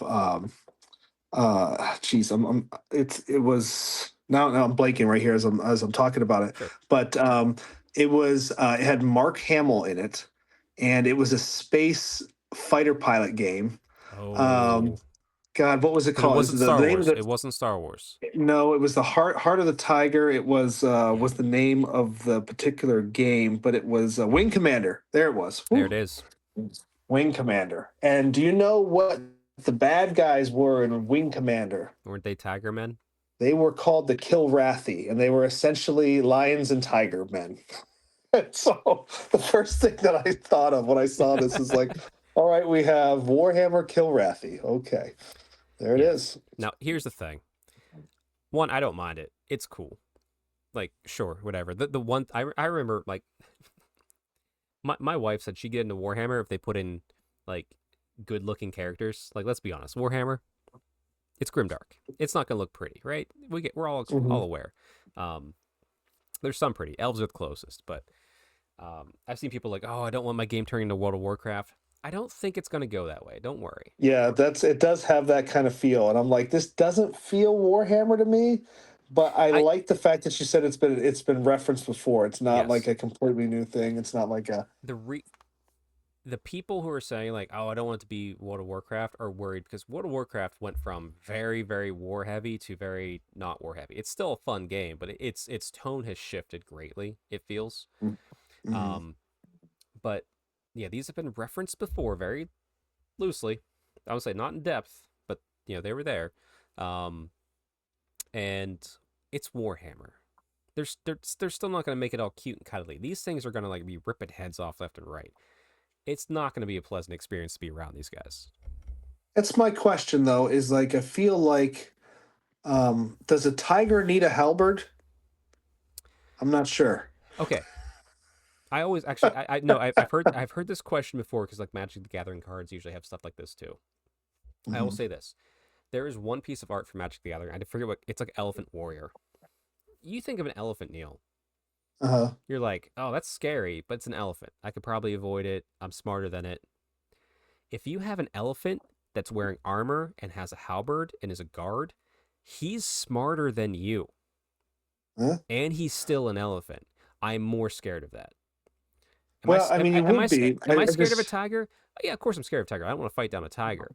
But if a tiger I know is as smart as me and still has tiger abilities and the weapons that I bring to the playing field, I'm a little uh bit more afraid. I won't lie. I here's my thing. All right, like I have two cats in my house. All right, and thankfully they're fairly well behaved cats. The male one especially has claws that could rip chunks out of me if it really wanted to. Right. And that's a house cat. Yeah. So this is a full-on murder cat, and I just don't think it needs a short sword. I just don't think it needs it. Hey, But listen, its sword can still do solid work to you, and its claws are a backup. It doesn't have to now, carry a hand weapon. That's what we gotta worry about. It's got a nice good weapon, probably 1 AP, maybe 2 AP, and its claws, extra attacks, no AP, but they're there. and I want to be perfectly forthwith and fair about this as well. I do also realize that a Saurus warrior probably doesn't need a club. It's true. Okay, Yeah. that's This is okay. So yeah. and I think those are super cool. So I'm going to go against my own point here and say I'm gonna wait and see what it looks like, and hopefully they can give me a Warhammer feel to these guys. Because yeah, it sounds like a master race. Doesn't sound like a mercenary unit. Like what happened well, to these guys if they're not more prevalent? I think it's the Goodness. thing. Like they're mercenary because maybe it's a good introduction. Maybe this is the way into Dogs of War. And I said we're also assuming we'll get models of these. They might just make this for Total War and be like, never mind. Yeah, well, yeah, they'll test it out. They'll see how many downloads it gets. Oh yeah. It's Thing goes nuts. They're gonna pay attention. That's for sure. yeah. I think it's kind of fun. I think it's kind of neat. I think the thing, like, even there's a part of me even looks at it and says, is that Warhammer? That part of me though is the nostalgia, like Yeah, railing yeah, against it because it's like that's not within the scope of what I have. But I'm like, but it could be, and I'm open hmm to it. yeah. It's I It's don't know. I honestly think if you don't mind it, not necessarily like it, if you don't mind it, that means you're a survivor of the end times. And if you rail against it, that means you never left and you refuse the end times acceptance as an actual thing that happened. I think this is once again that split. Yeah, and so I mean, the first thing I thought of when I saw this, I'm like, this is an AOS thing. This is not This is I not a Warhammer to Fantasy be thing. fair, even looking at that concept art, I don't see it as Age of Sigmar. I think Age of Sigmar is not brave enough. Really? I don't think they are. I think Age of Sigmar would take a completely different take on them. Yeah, because well, the thing with Age of Sigmar is it can't look like a tiger, right? Right. Yeah. Otherwise, you can't IP it. So Yeah. This is harder to ground. IP a tiger. Yeah. This is grounded. I could see this being Warhammer Fantasy, and I'm excited to see what they're going to do in Total War. And if it Mhm. works, I hope we see it. If not, I hope it's just a fun reference they toss into a video game. Yeah, I guess we'll see. But I guess it leads into Neil. Did you want to do hopes of the game first, or should we go to rules, what we like and don't like first? Let's go to the rules right now because I feel like we're kind of in a spot where the only thing to do with this is to hobby and play games right now because we don't Right. have a lot of things to look forward to. Very So true. Yeah. Go kicks off. Do you want to do you want to do I'll follow your lead. What are you doing? okay, You doing one you like or one you don't like? What are you doing? I'll tell you what, we'll flip back and forth. I'm gonna go do one that I don't love. Okay. So, all right, and one of them is, and this is going to sound like absolute heresy. I don't love the swift stride rule. Oh, really? Okay. Why is that? I don't because cavalry are so fast. Don't get me wrong. I understand a horse is a lot faster than a bro marching around on a field, right? Right. But I just feel like it is so fast on the tabletop and everything has it, right? Like even heavy cavalry, which I feel like should not have swift stride, have swift stride. I'm like, what? I wish swift stride was something that was only on light cavalry and smaller flyers. Okay. Like I Okay. don't even want to see it on like dragons, So you know? you don't hate its existence. You hate its existence on everything. Right, right. Okay. I can understand I that. think if it wasn't as much distributed throughout the game, it would be a little bit better balanced. I think like because so much of it exists, it's like impossible for infantry to ever charge. I feel like when's the Sure. last time you charged with an infantry block? I don't know. It's been a while for me because every time I wheel a little bit, that takes like 4 of the inches right there, and then I got 6 left to get to the target that was 7 away. So Okay. it's like I don't know. So I think Swift Stride is one for me that I hope we'll get a little bit better look at and in a next edition and maybe kind of switched up a little bit. So Okay. Yeah, I was not expecting that one. I guess my negative, I think it's probably fairly well known, is the current magic system. oh wow, Um, really? yeah, I don't feel dominant in Magic as a high elf player, and I feel like I should be able to build into that. Not necessarily should always be, but should be able to build into that.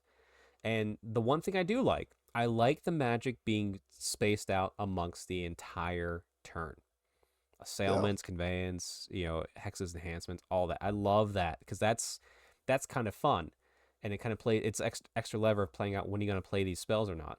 However, just rolling a flat 2d6, I hate. I want dice pools back. I want to roll at the start of the turn. You know, it's my turn. I roll my dice pools. I have this many dice. I'm still casting these spells at these appropriate times, and I have to manage that harder. And you have your dispel dice, and that's how we go off of it. And then it's your turn. You roll yours. I get my dispel dice. I want that back so bad because I feel it took away so much of the game. There's it. I feel like they double whammied it because they took away a lot of the spell. Actually, they did. They took away the spells that auto kill armies. That's fine, but don't make it Mhm. almost impossible for me to cast a single spell as a high elf player. I'm fine. They're not being like the huge wipe off this because you can't roll initiative. That whole unit's dead. Bounces to the next unit. That unit's dead. That's fine. I don't need that in my game, but I need to be able to be like, hey, you know what? 6 dice. It's going off. Deal with it. Like, you know what? Oh, I want this buff off. You're gonna have to learn to live with it. They got rid of the spells that, like I said, auto kill lots of stuff. But let me make the decisions on my dice, not just let me make the decisions on my magic pool based upon being the magic affluent army as opposed to just rolling 2 dice and seeing what the hell happens. all right. Um, So I well guess then let's go. it's 50-50. There's some Let, parts I like, but yeah, like I said. well, I'm going to go into something I love. I Okay. love the magic system. Okay. All right. I hated the old system. I did like kind of the counterplay of, okay, well, I only have this many dice left, and kind of the back and forth a little bit. I did like that, but I much rather prefer the simplified. I think sometimes with like Warhammer Fantasy, it is so crunchy. We know it's crunchy. All the rules are crunchy, right? But I feel like there's some things that we could just dial back a little bit, and they can be more simple. I love the 2d6 stuff. I just wish the high elf spells were not so hard to cast, right? Well, Bring them down a little the bit. problem is Nothing they're not has like high magic, they're not high elf exclusive. That's the right? problem. That's a Yeah. problem too. Yeah, that's a problem too. It really should be. It Well, say always has been. I say Well, I guess except for Lizardmen, I say but which is fine, by the way. anytime I get to roll dice and have a little interaction with my opponent outside of what's going on of the basic game, I appreciate, Mhm. and that's been ripped away. So, but I see the simplicity aspect. I disagree with you entirely, but I see it. I don't love the dispel ranges and stuff like that. I think that would make things a little bit more like having dispel ranges change based on level ones. I don't. I guess I don't hate it either. I I wish don't they know were how I bigger. would I wish fix they were that. broader. Like I Yeah, wish they were. if they were a farther distance, then you could do more with it. You know what I mean? Yeah, and then you could It get would rid be of the more of a faded threat. dispel. Like faded. I always forget. Like it's like I don't think we need faded. Like if we had better I dispel don't think we ranges. do either. Yeah, I don't think you need faded dispel. I don't think that should be in We the do in the game either. current state to have a chance, but Hmm. Yeah, but I love the magic system. That's something that I like you said, I like the different phases and everything. Um, I don't know. I just couldn't get down with that whole like, oh, let me just get a bunch of dice and just wing it. Like, hey, I'll just say felt this: wrong. in a Tarathi, not this a year ago, I put in the dice pool in the current Magic system. It was old casting values too. Keep in mind, but dice Hmm. pool was back, but you still cast at the same time. It worked just fine. Mm. It just Yep. added that element back that I loved. So then, no, like Yeah. very little negative effects outside of a few magic items. Anyway, I had the FAQ. Yeah. Yeah. I won't poop in your cereal there any more than what I have. But Sure, sure, sure.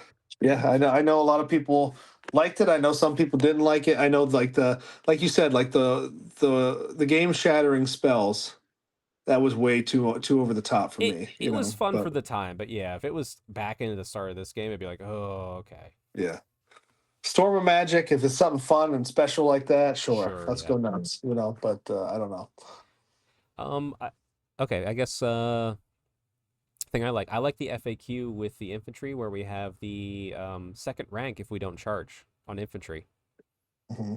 I feel that course corrected the ultimate feel bad of the game, which was, Hmm. oh, you fought me. I have this one champion that can attack because you forgot to say you're swinging against them. Um, Hmm. I'm glad that you don't get it when you charge, but I like my spear elves being able to be an anvil again. Yeah. Absolute one of my favorite FAQs they've done. Yeah, parry's good too, but that doesn't bother me too much.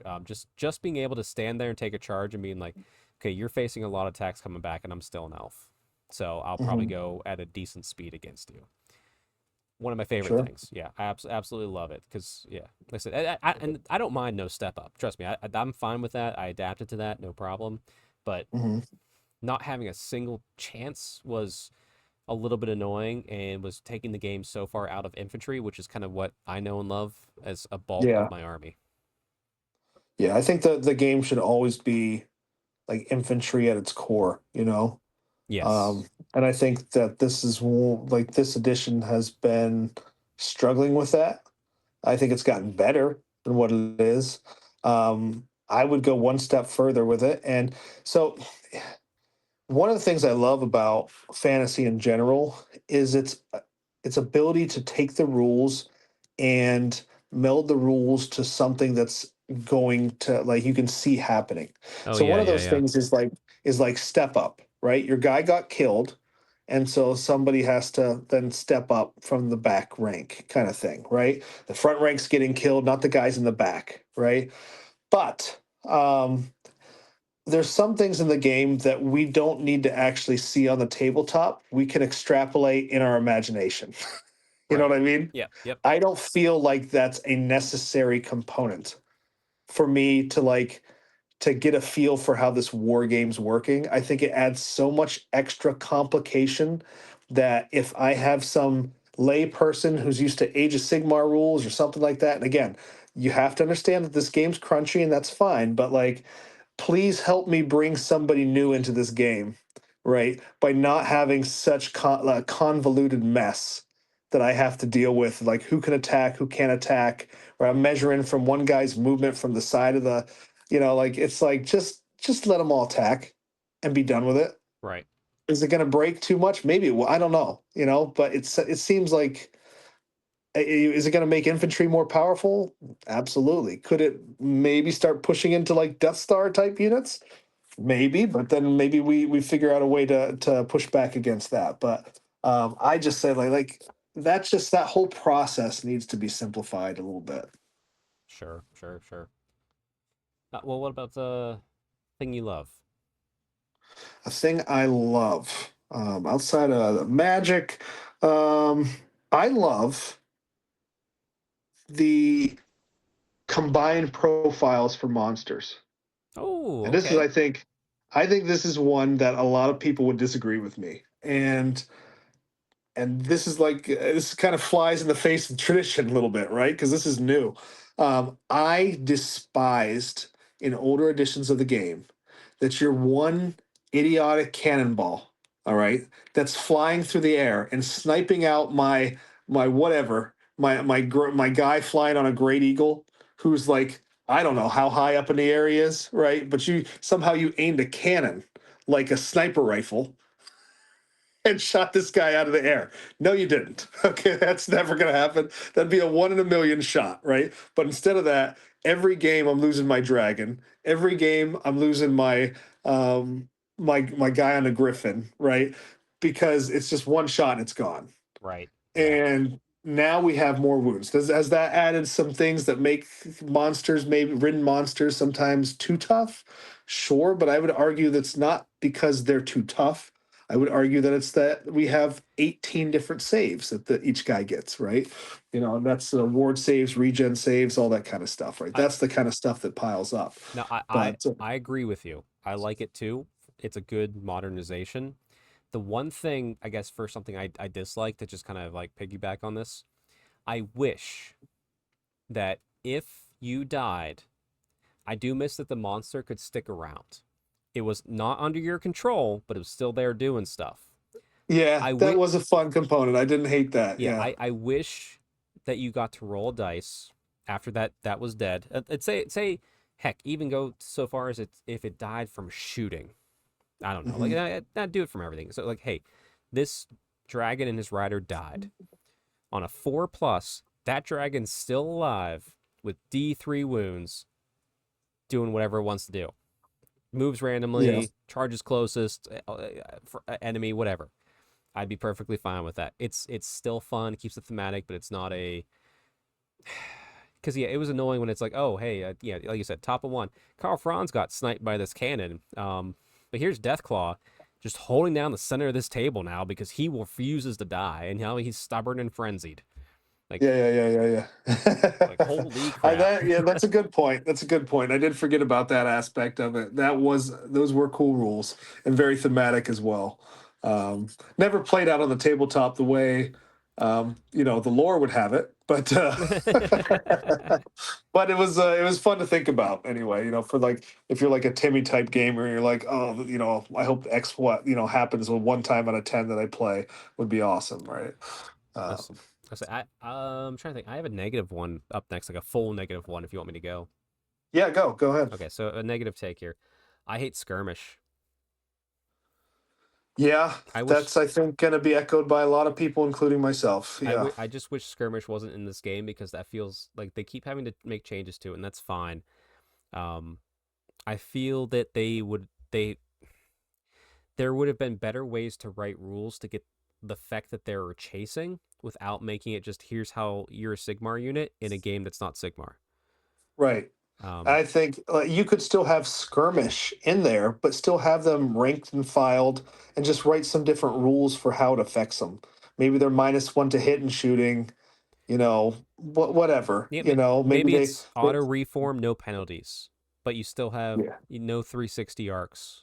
Yeah, and That's fine. then you make the unit sizes like have a small maximum unit size, and you can And and then don't there's something you can play around with. and do not give it to things like Peg Knights. I Yeah, have yeah, Peg Knights. I God, have a yeah, lot of Peg Knights. It's dumb Mhm. on them. I don't like it. Yeah. So And they can't even. I mean, those things can't. Well, I guess they could rank up in a lance I if no, you they really can't. worked at They it. can't. They can't anymore. I built mine to rank up in the lance to make it more fair, and they took that rule away from And them. they took it away. That's right. Yeah. Yep. Yeah, skirmish is a tough one. Skirmish. The problem with skirmish is it could have its own 50 pages of a rule book, Right. right? And so if we're talking about like crunch, like how much crunch is too much crunch, that's like chewing on a rock. I mean, that's Yeah. that's it's too much, and it just kind of, I don't know. It's like it's like that bad bite of meat or whatever that's like too fatty that kind of ruins the whole meal for you. You Yeah. bite it, Yeah. you're like, oh God, ugh, Yeah. Hmm. So yeah, I mean, I love that skirmish should be a thing. It should just be like don't make a move like that. You just put them in blocks Yep. I agree. and be done with it. Just like scouts, just like Vanguard, you could have skirmish, right? Exactly. Exactly. So I guess, do you want me to do a positive, or do you want to do negative and then I'll do positive? yeah, go the positive. All right, positive. One thing else I like. I okay. I love how we had, like, okay, outside of the fact that legacy armies aren't in full rules, I love how we got pretty much every unit back, and we're also getting more units back through these arcane journals, like the beast tamers for wood elves. I love that we're getting everything back slowly outside of characters. Hmm. Um, because like this, before this was released, we're all like, okay, what's it gonna be? Is it gonna be slimline? Is it gonna be full? But like, they're like, here, even the legacy stuff, sure, yeah, like we're using the renegade packs, which all for that. Um, but here is your whole high elf army. Here you go. Here's everything that you know and love is there. You can build it however you want. Oh, I know you don't see the fact that you have a lore master, but trust me, you can make him from these rules. And you're like, oh, okay, cool. Um, Hmm. I think that was probably one of my favorite things is that we were given the game back pretty much in full. Hmm. Yeah, absolutely. Do you want me to go next? Yeah. Do you want to? Yeah, whatever you want, positive or All right, I'm negative. gonna jump in next. Something I don't love, and it's just a very small thing. Give me back the option in combat of either using a magic weapon or using a mundane weapon. Oh, okay. You think you're smart enough to not use a magic? Maybe you need to add an intelligence spec. If your intelligence is this high, you can choose to not use a magic item because you're smart enough to understand. Right. Yeah, I don't know, man. Like I just if I'm an orc, right, and I can shoot and I have motley crew or something or whatever. I got different like regular mundane weapons and I can choose to either use my parry or I can use my, whatever other weapon. I probably could do the same thing even though my other weapon kind of glitters a little bit. So Yeah, I that's fair. just, or has fire on it, right? Like if I see a ghost and my stupid, little sword that doesn't affect it is not working, then I should be able to, use my magic weapon, right? Um, because I'm never going to buy that 5-point flaming sword that has magical attacks and nothing else, right? Unless I can say, oh, the Green Knight's here, let me just put this on here in case some kind of ethereal thing shows up, Right. right? And then I have a magic weapon. It's terrible. I don't want to use it against a dragon that comes to attack me. No, I want to use my great weapon against that thing. But against the ghost, give me the magic flaming sword, right? Actually, that's gonna lead me to my next thing I don't like. Mhm. Make flammable magic again. Yeah, I want, like, it's so, like, what's the point of flaming? Like, it does not matter. yeah, And to be fair, I'm gonna double dip on you here. yeah. Go ahead. Because the reason why flaming doesn't matter is like, oh, it can cause fear in these things. No, it can't, because everything's leadership freaking 9 or 10. and you cannot Mhm. convince me of it. If someone doesn't have a leadership 9 or 10 thing, they are not playing to try and win the game. They didn't look at their rules. They just kind of like la la la, and they just kind of pick things at random. Leadership is pointless in this game, which means fear and terror are mostly pointless in this game, and flammable doing nothing means it's entirely useless in this game. Yeah, yeah. I would Oh, love to see like you scared a horse, maybe. no, you won't, because that horse has a Yeah, leadership 9 or 10 rider on it, no matter what race it is. yeah, yeah, Um, yeah. and listen, sure, like I'm gonna complain about leadership being too high everywhere, but I think in the scope of the game, I understand why it is, because otherwise it could be a very bad one-sided based upon what army you bring type of game. But at Sure. the very least, FAQ flammable is magic attacks. That gives you so much more power to balance the game almost immediately against certain armies. Yeah, and flammable always takes out regen, right? I'm even okay with that not being there, honestly. Really. I'm okay without that. Just make it magical. And see, to me, I think if you have flammable taking out regen, then maybe you don't just stack defense on guys Sure, constantly, yeah. right? Because that's the problem is the multiple ward saves, right? And I know that they kind of nerfed regen a little bit, where you take all the damage, like it's not just like a ward save, you have to regen on the actual damage, but I see that. Like my 20-point Seed of Rebirth is a little bit less useful if there's a 10-point Flaming Banner that I know is going to be in almost every army. I see that. right. I see that. I see And that. so And so maybe you keep it on there because you don't want to get hit by arrows or something like that, or Sure. a cannonball or something, right? But then a dwarf who puts a flaming rune on a cannonball makes sense, right? Yeah. To do that. Yeah. And 100%. so then you take those 20 points and you actually put it into a sweet weapon, maybe.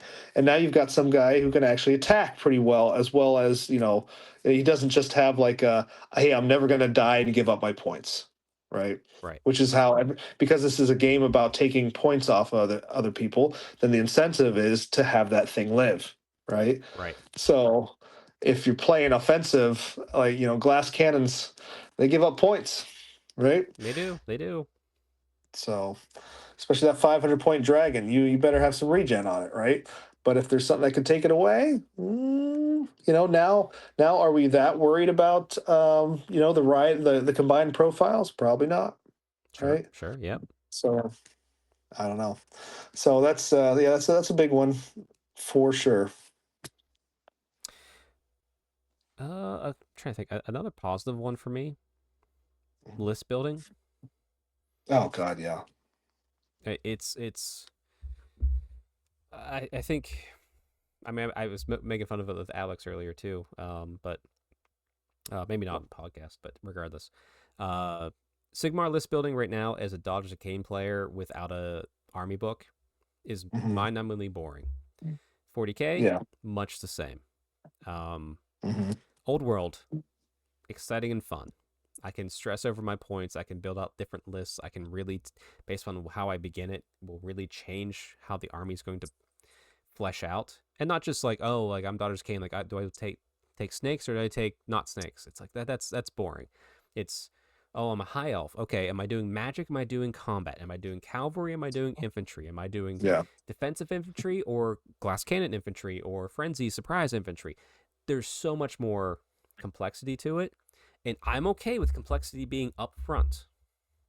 Like the game.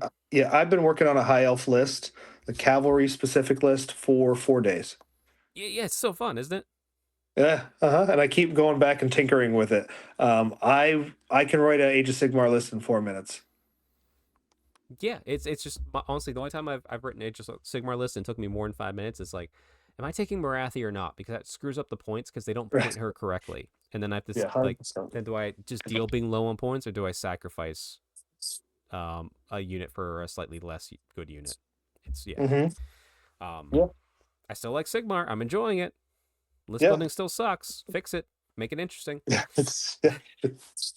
Yeah, lots of flavor. Absolutely. Um, Another positive, big time positive for, and I don't know why we slowed down on these, but it's probably got something to do with 40K. Is arcane journals are amazing. Oh, good. Yeah. Yes. It 100%. is. I mean, it's revolutionary, and not just I think for for Old World, but just across the board in wargaming. The way coming at uh, at changes in that fashion. So I need to go look at it, but I picked up the first of the 40K narrative books for the that set up the new edition. I grabbed the Titus one. I missed the Maelstrom one. It's just a slipcase with 3 arcane journals in it. One's lore, one's campaign, and one's like something else. And it works. I haven't seen. It's just 3 paperbacks of arcane journal size stuck in a hard case slip box. And I'm like, good, steal it. The arcane journals are phenomenal. That's why it hurts that there hasn't been one in a while. And to be fair, it doesn't even need to be the Grand Cathay. If they're just like, hey, Grand Cathay's delayed, guys. Sorry. Here's a different arcane journal that's just some narrative thing. Like, okay, great, love it. Let's go. Yeah. No, you're 100% right. What's been your favorite arcane journal so far? Oh, geez, like picking your kids. Picking your favorite kid. I don't know. I mean, I'm biased, right? Yeah. Because the one I piss around with the most is the high elf one, right? So I think my favorite has been War of Cetra's Fury. now, did that give the extra items in that? No, that wasn't that No, one. that was the Cathay 2. But the reason I like yeah. Cetra's Fury so much is it was the first one to come out that was about doing something to the story and connecting everything, not updating an army. Yeah. And I think that's where it really showed the power of what arcane journals can do for this game system. Yeah. Yeah, it really did kick it up a notch, that's for sure. Yep. Even if it wasn't like a great, like there's nothing major in it. I think and there's like, hey, here's a little bit of match play, here's a little bit of narrative, here's a little bit of slow grow. Go have fun, guys. And you're like, okay, great. Also, here's some competitive stuff. Arcane journals feel like what White Dwarf used to try to do. Yes. For the game. That's great. But couldn't because it was a subscription type service. Right, but like they're so cost effective that it's, to be fair. Yeah. Okay. I still buy White Dwarfs. It's one of the few things I buy regularly. It's a bit of a splurge. They are $13 now. Yeah. They are not worth $13. And then I get the nostalgia hit, so I'm willing to spend the $13 because I can afford it. Yeah. They're not worth it right now. Arcane Journals are $28, and I get so much more out of those. They are so worth just it. More than twice expensive than a White Dwarf. Yeah, 100%. Exactly. Yes. We're not even talking about like the lore aspects of it too that they give you, in the first half of it. And so yeah, and like outside of the lore, there's also the mini little like regiment. Like here's what the shields look like. Here's what their armor looks like all that cool stuff that we used to be in separate books back in 8th edition. Here's a new way to play match play, right? And here's a new way to play match play with objectives. And here's a cool river rule that you can use, if you really want to get crunchy, And I love that they've said openly the rules they put in for the armies are not necessarily built to be competitive. They're built to be flavorful and fun. Right. Well, here's the other thing. Like, look at this baggage trains. Here's a thing that you get to hobby. Could you imagine the game now without like thinking about baggage trains? Like not necessarily if you played with them in your game, but like you're gonna have one in your army, right? Oh yeah, yeah. I mean, I sure as hell am. Like I'm in any army that I make for the old world, I will have a baggage train. And it's probably going to be, if not my favorite part of it, very close. Yeah, because of all the thought and hobby that gets to go into it, and it's your own. It's nobody else's, right? I mean, potentially. Yeah. No, I agree. I think. I mean, that'll be one of the things I do eventually. Is I think only my elf armies have a baggage train and all the objectives, and I got to do it for the rest of my armies. Like let's do a Tomb Kings one for fun. Like just when I feel like it. Like actually, I bought off Amazon a bunch of 60 by 100, just for when that feeling hits. Like, screw it. I have bits. I have nothing else to do. Let's hobby up a baggage train, even if it's one for an army I already have it for. Why not? Yeah. Yeah. Absolutely. Something else I love. It's off Arcane Journals again, a little bit. The fact that they're giving us within the army updates, hey, here's a new variant of like here's the better White Lions. Here's the Tomb Guard on chariots, and they just say, just kit bash it. You're an adult. You can figure it out. And if you're a kid, you can figure it out because you have imagination. Go nuts. Yeah. Here's the base size. You know what it's kind of based on. You can kit bash this to your heart's content. Yeah. Yep. Yeah. Yep. They're treating hobbyists like adults, right? Yep. So 100%. yeah, and I think I mean that's probably because they know who's playing this game too, right? Yeah. Yeah. You Yeah. know. Yeah. But I don't know. So do you kind of want to move on to hopes for a new Yeah. edition? Let's do a couple hopes to wrap it up here. Yeah. So overall, my theme for a new edition is simplification, right? And I don't mean AOS level simplification. Okay, that's not what I'm talking about. It's taking the current rules that we have right now and finding a way to make these just not to just simplify them overall, right? So that I'm not having to worry about this interaction with this or that or whatever. Give me more diagrams, things that make sense with charges. And I know they're never going to be able to cover every aspect of everything, but like simplify it to the point where I can take another buddy of Now, mine okay. who plays war games, right, and make them want to play this game too. Okay. So See, here's where I'm going to push against that. I don't want simplification. I want clarity. But having watched the corporification of Age of Sigmar and even 40K to an extent mhm. within the past 10 years from what it was to what it is now, I do not want simplification. I want this Yeah, game to be it- I want it to be yeah. what it is. Simplification probably is not the right word because I don't want that either. Yeah. So I would like yeah. clarity on certain things, but I do not want Mhm. simplification. Do not want Yeah, that. Because then it's just yeah, like it's just another game that I probably just get bored of. yeah. What I mean about simplification is okay. Like, do we have to do step up, or can we just have everybody attack? Sure, that's fine. Yeah, I get that. Right. Yeah. Mhm. Um, So as long as that makes sense, for the game and for like the way this you got to keep the style of the game. I don't want, I always want my weapon skill table, my ballistic skill table, my wound chart. I don't want any of that messed with. That's not what I'm talking about, right, right? right. All the classic stuff stays like, but some of these convoluted rules that just they answer questions, and those answers beget more questions, and on and on and on and on. Like all that it just needs cleaned up. Sure, So sure. Yeah, clarity and cleanup. I get that. I get that. clarity and Um, cleanup is a good way to put it. I'm gonna take the easiest slam dunk answer here. I want my legacy armies to be official armies. Oh, you dirty dog! That was going to be my next one, I know. but I think everybody saw that one coming, Yeah. right? And It, here's my deal. Like, I know you got to sell new models, and I know, like, if you're coming out with new models and everything, hey, man, I love a tiger guy, but you better put my goddamn dark elves back in this game before the tiger shows up. Okay. yep. Oh my god. Yeah. It's just frustrating. Mhm. I want to play them and I want them to be fine, and I want to be able to go into kit and buy a dark elf kit again. And that's the thing. Like, we will buy the old kits. You just Yeah. gotta learn to share it. Games Workshop Mhm. person that made that decision, like it was a dumb decision. And I get you're probably trying to appease managers below you because they both want their pieces of the pie. But just say, hey, guess what? Corporation's doing better, everybody. We're all gonna make money. Just deal with it. All right? Yeah. Yeah. Yeah. Give it back for goodness sake. Yeah. I want them all back before I even hear about Kislev. Or I'm okay. Like, you want to put in like one Tiger guy because he's just a random hero mercenary for Cathay, sure, whatever. Throw him in an Arcane Journal. It's one model. That's fine. But like, Mhm. I don't want to see Kislev until I see the Legacy Army starting to come back into the fold in full.